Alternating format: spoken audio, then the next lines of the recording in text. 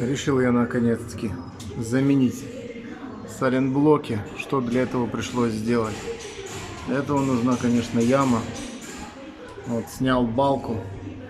Сейчас отвез ее. Сразу открепил кронштейны. Вот. Здесь все зачистил и покрасил. Как же с этой стороны тоже. Очень приятно было видеть, что французики, не поскупились на антикоррозийные материалы, и несмотря на то, что тут грязь и всякая соль и прочее, гнили никакой нет.